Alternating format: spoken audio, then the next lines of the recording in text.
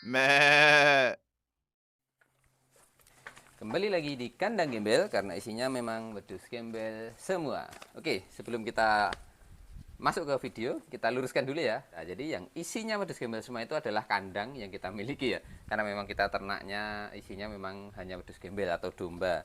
Sedangkan konten yang kita buat itu ya insya Allah isinya adalah eh, segala sesuatu, segala hal yang bermanfaat atau mungkin bisa bermanfaat bagi sobat ngarit semua. Jadi ya bisa tentang peternakan, bisa tentang pertanian, bisa tentang UMKM yang ada di sekitar kami, terutama di sekitar lingkungan kandang gembel. Oke, pada kesempatan kali ini kami akan membahas tentang labu ya, labu yang ada di sini ya. Yang ternyata kenapa kita buat video ini? Karena ternyata pada video-video sebelumnya, dua video sebelumnya tentang labu, ya bisa dilihat di link deskripsi atau dilihat di channel kami, yaitu tentang menanam labu di tempat yang kita datangi, di tempat Pak Yoyo. Yang kedua adalah kalkulasi tanam labu yang sudah kita lakukan sendiri, dan perhitung-hitungannya juga ada, itu bisa dilihat di channel kami, itu sudah ada. Itu ternyata banyak yang komentar, banyak pertanyaan yang keluar, dan dari komentar-komentar tersebut ada yang positif, ada yang negatif, ada yang tidak mempercayai, ada yang istilahnya dia itu hanya konsep lah, itu hanya konten lah gitu.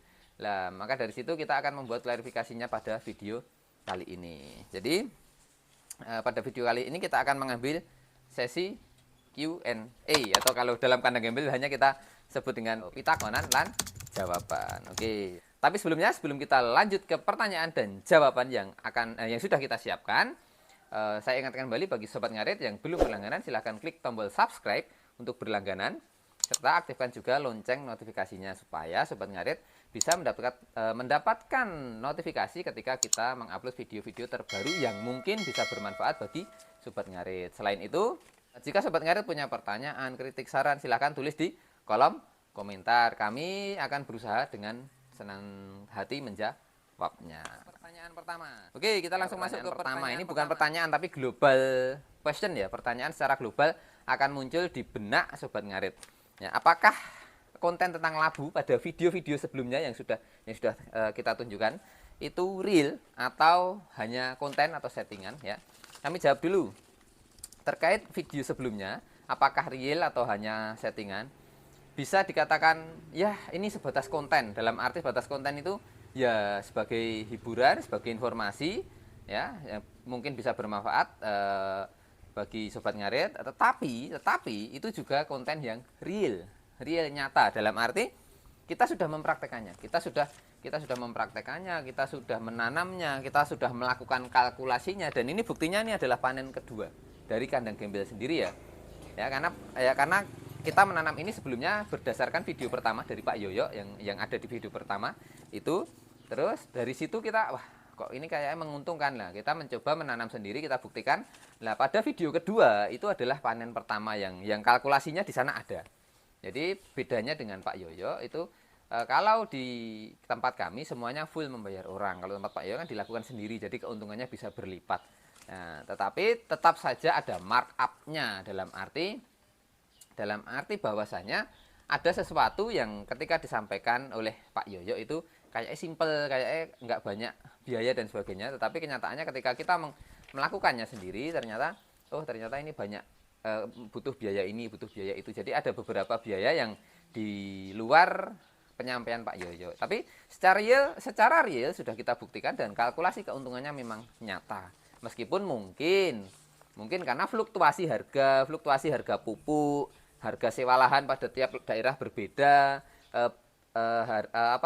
biaya untuk membayar orang pekerja itu tiap daerah berbeda lah. Mungkin kalkulasi keuntungannya bisa berbeda pada setiap wilayah atau setiap orang yang mencoba melakukannya. Seperti itu ya. Bibit yang kita tanam sebenarnya ada dua intinya, Kusuma dan Suprema. Nah, dari kedua bibit ini harganya kira-kira berapa? Harganya sudah pernah disampaikan, itu murah ya, untuk satu bungkus yang isi sekitar 200 kalau nggak salah ya.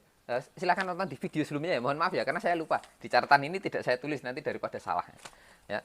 Kurang lebihnya harganya sekitar 60.000 untuk satu bungkusnya, isinya 200-an butir kalau nggak salah ya. Mohon maaf kalau salah, bisa dikoreksi. Terus itu perbedaannya apa antara Suprema dan Kusuma ya. Kalau Kusuma ini mangsa pasarnya lokal dan yang butuh itu hanya sedikit, dalam arti dia benar-benar langsung konsumen, benar-benar langsung dikonsumsi langsung. Karena secara tekstur yang Kusuma ini warnanya lebih menarik, lebih harum, rasanya lebih pulen gitu ya. Nah, seperti itu. Jadi lebih enak lah. Jadi pelanggan, konsumen itu lebih suka yang Kusuma. Seperti itu. Kalau Suprema, walaupun sama-sama pulen tapi lebih pulen Kusuma. Terus warnanya agak pucat, seperti itu. Jadi konsumen itu agak pilih-pilih. Itu perbedaannya di situ. Tetapi Suprema sendiri ada keuntungannya. Dia biasanya bentuknya lebih agak membulat, kayak apa ya, kayak kelapa, jadi dia agak kembung. Kalau Kusuma cenderung gepeng seperti ini. Nah, ini Kusuma cenderung gepeng seperti ini. Kalau Suprema dia agak cenderung lebih tinggi lagi, jadi membulat kayak kelapa ya, mirip-mirip seperti kelapa ya itu. Dan dia lebih berat. Terus kalau Suprema lebih berat, lebih kering, dan lebih awet. Nah, keunggulannya di sini kalau Suprema ini kalau benar-benar sampai tua itu bisa sampai 1 tahun lebih dan dia masih aman, asal dipanennya pada usia yang semestinya.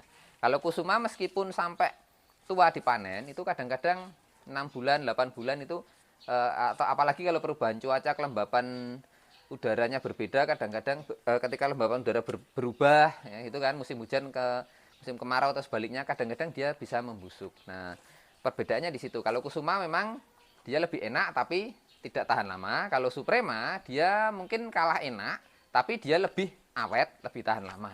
Seperti itu. Dan bentuknya juga lebih besar dalam arti posisinya, kalau tadi Kusuma gepeng, kalau Suprema agak kembung dan dagingnya lebih tebal. Nah, seperti itu ya.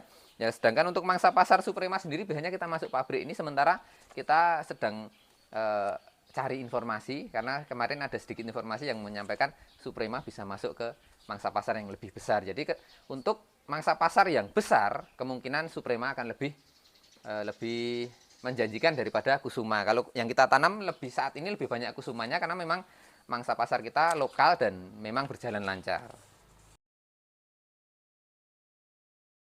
Usia labu ini kurang lebihnya sekitar 3-4 bulan. 3-4 bulan. Kurang lebihnya di angka 100 hari sampai panen. Tapi ada faktor-faktor yang mempengaruhi ya. Faktor-faktor yang mempengaruhi paling utama adalah kesuburan tanah ya. Kesuburan tanah, semakin subur tanahnya biasanya semakin lama, seperti itu. Semakin lama usianya, kenapa? Karena daunnya masih hijau ya. Dan faktor kelembapan air, kelembapan tanah ya. Kalau posisi musim kemarau di tempat kita, tanahnya belum sampai kering, itu kadang nggak sampai 4 bulan, nggak sampai 3,5 bulan, nggak sampai 100 hari, 3 bulan saja sudah panen, karena daunnya sudah kering, batangnya sudah kering ya. Tapi ketika musim penghujan itu kadang sampai 4 bulan baru bisa dipanen. Kenapa? Karena daunnya masih hijau, batangnya masih hijau. Dan patokan waktu untuk memanennya, jadi waktu panen yang disarankan, tadi pertanyaannya adalah kapan waktu panen yang disarankan. Kalau untuk maksimalnya demi ketahanan buahnya sendiri biar benar-benar maksimal, itu waktu panen adalah saat batang yang ada di sini. Kita ambil yang kecil yang mudah ngangkatnya ya. Yang batang yang ada di sini itu sudah mengering semenjak dia di pohon. Jadi bukan masih hijau kita potong untuk dipanen, enggak, tetapi kita tunggu sampai benar-benar mengering, daunnya juga mengering, baru kita potong untuk dipanen. Lah, menunggu sampai ini kering itu kalau musim hujan kadang 4 bulan lebih ya.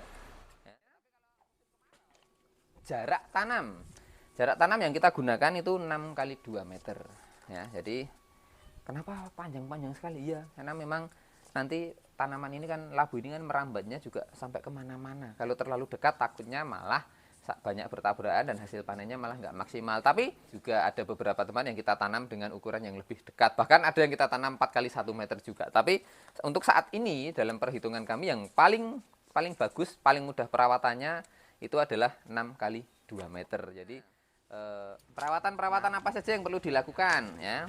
Perawatannya pastinya pemupukan dan pengairan ya. Yang kita lakukan ya, pada kenyataannya ada beberapa petani yang melakukan lebih ya.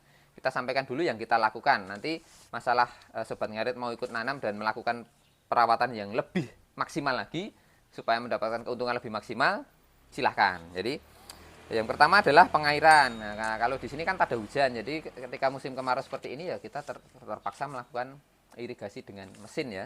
Itu kita lakukan 3 kali ketika musim kemarau. Terus berikutnya adalah kalau musim penghujan otomatis tidak ya. Kebalikannya ketika musim penghujan kami membuat parit ya yang agak besar supaya air bisa benar-benar tuntas habis. Jangan sampai ada air yang menggenang, karena ketika ada air yang menggenang itu nanti bisa terjadi pembusukan baik pohonnya maupun buahnya. Berikutnya untuk pemupukan kita melakukannya sebanyak 2 kali. 2 kali. Yang pertama pada usia 2-3 minggu ya, NPK ya dasaran, bisa Ponska bisa yang lain ya. NPK ini kita campur dengan mutiara yang D, yang daun. Kalau nggak salah yang mutiara D ini maksudnya adalah mutiara daun ya, seperti itu ya. Itu kita lakukan pemupukan pada usia 2-3 minggu. Ini sebelum diairi yang pertama tadi. Jadi ketika setelah dipupuk baru kita airi untuk musim kemarau. Kalau musim penghujan mah setelah kita pupuk biasanya udah ada hujan kan, seperti itu ya. Terus berikutnya adalah pemupukan yang kedua adalah usia 4-6 minggu. Jadi kurang lebih 1 bulan ke atas sampai 1,5 bulan. Kita lihat apakah sudah ada mulai yang berbunga, seperti itulah. Kalau sudah ada yang berbunga, biasanya kita pupuknya pakai mutiara B plus kalau kami sih kebetulan kemarin seadanya ya. Kita dapatnya pupuk mahkota karena saya tidak punya kartu untuk beli pupuk, jadi cari pupuk agak susah gitu kan. Ya kita belinya kemarin mahkota yang mohon maaf kita sebut merek ya, mahkota yang ini masuknya set A yang kita gunakan kemarin, cuma mereknya mahkota seperti itu. Nah, pemberiannya hanya sedikit kok, nggak banyak ya, kurang lebih 1 jimpit ya, kita campur terus kita tebarkan di sekelilingnya seperti itu. Nah, selain itu juga kita gunakan kompos juga. Komposnya bisa dari kotoran kambing, kalau kita selalu gunakan kotoran kambing atau kotoran ayam juga nggak apa-apa.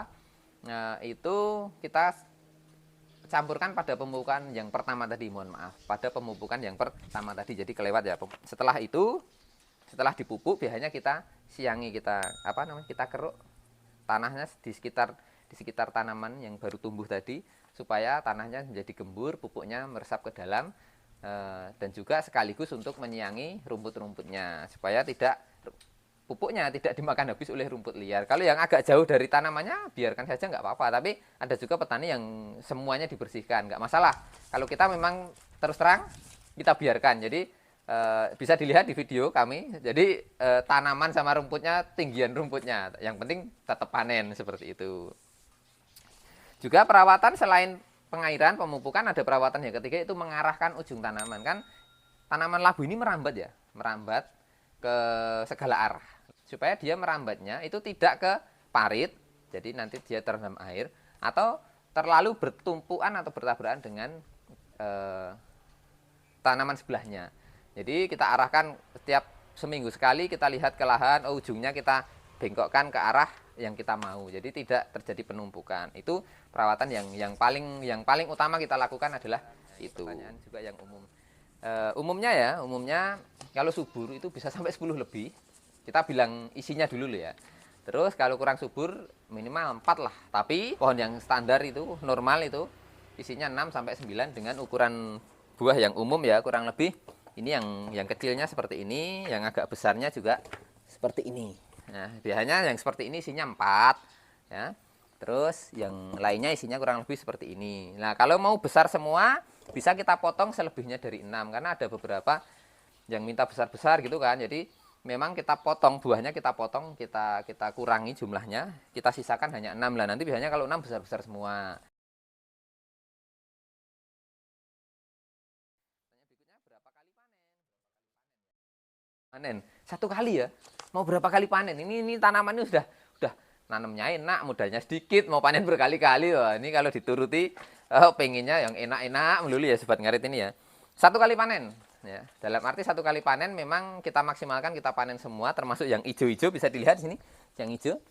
Kalau di pasar ini masuknya ke sayuran ya. Jadi yang penting sekali panen, habis itu kita olah lagi lahannya, kita diamkan sebentar, lalu tanami lagi. Sekali panen. Yang sering dihadapi. Ini karena kita juga baru 2 kali tanam, juga belum banyak, tapi kita udah tanya-tanya sama Pak Yoyo yang video sebelumnya.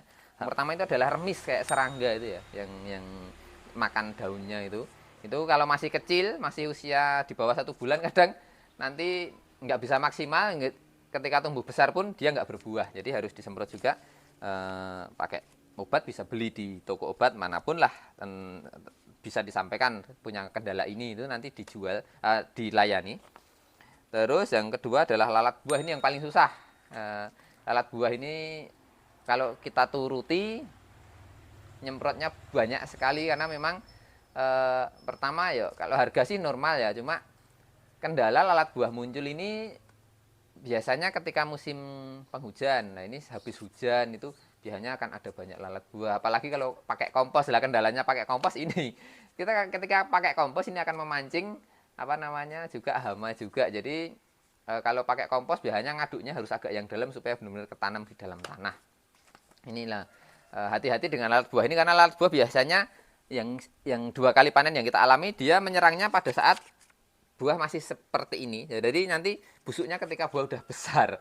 Wah, ini agak susah dikendalikan ya kalau lalat buah ini. Tapi memang ada obatnya, cuma harus rajin menyemprot lah. Kalau dihitung-hitung, kalau disemprot tiap hujan disemprot gitu, kalkulasinya nanti jadi tipis. Jadi juga kita perhatikan juga kalau biasanya kalau udah sering bertani kan nanti udah tahu ini kondisi kok cuaca kayak gini lah, nanti akan disemprot. Kalau kondisi normal kayaknya nggak perlu. Jadi pertimbangan kebijakan dari petani itu sendiri juga harus diperhatikan. Berikutnya hama yang paling umum, tikus. Wah, tikus juga mau menyerang labu. Wah, bukan hanya mau, bahkan sudah dipanen seperti ini di rumahnya saja kadang ini masih diserang tikus. Jadi memang kendala utamanya itu tikus, cuma biasanya kan tikus kan musiman ya, nggak benar-benar tiap tahun ada gitulah. Kebetulan tahun ini di lahan kami memang nggak ada tikus, dan kita alhamdulillah bisa panen tanpa ada satu serangan tikus pun ya. Jadi kalaupun ada ya memang harus diobati pakai racun tikus atau pestisida atau apapun yang bisa diusahakan oleh sobat ngarit.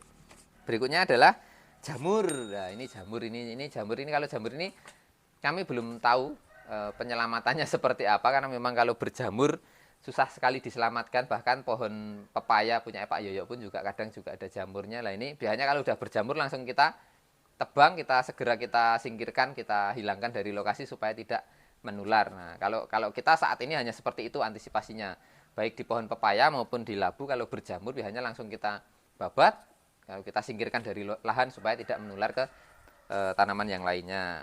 Berikutnya layu pohon. Nah, layu pohon ini juga masalah utama. Ini kalau kata pembeli kita yang kemarin sudah sini sebenarnya, cuma dia mintanya Suprema, kita belum punya Suprema. Nah, kalau layu pohon ini ceritanya itu memang dari bibitnya, bukan kesalahan dari petaninya. Jadi layu pohon ini kadang-kadang sudah benar-benar tinggal panen, 1 minggu sebelum panen pohonnya layu, kering, padahal buahnya belum tua, kurang 1-2 minggu. Ini katanya masalahnya, kendalanya ada di bibit, yang mana penjual bibit sekarang banyak istilahnya tidak melakukan pensortiran secara maksimal. Jadi untuk saat ini untuk layu pohon pun kita juga belum punya antisipasinya. Tetapi alhamdulillah panenan yang kemarin kita tidak mengalami layu pohon. Panenan sebelumnya yang videonya kita buat video kedua, kalkulasi tanam labu, itu kita mengalami layu pohon. Untuk yang saat ini panen kedua ini alhamdulillah tidak. Terus kendala lagi, masalah lagi kalau di tempat kami, mungkin di tempat sobat ngarit bisa berbeda, itu adalah banjir. Banjir yang kita sampaikan di sini adalah ketika hujan, bukan banjir bandang tenggelam, bukan ya. Ketika curah hujan tinggi, tanahnya lembab, sedangkan tempat kami menanam itu air tidak bisa langsung benar-benar habis. Jadi dia kadang-kadang tanahnya jadi agak becek, dan air itu terserap di situ, nggak mau kemana-mana. Padahal nggak ada air menggenang, tapi kelembapan tanahnya itu benar-benar istilahnya airnya terlalu tinggi. Lah ini bisa terjadi busuk, baik buahnya kalau sudah berbuah maupun pohonnya ketika belum berbuah.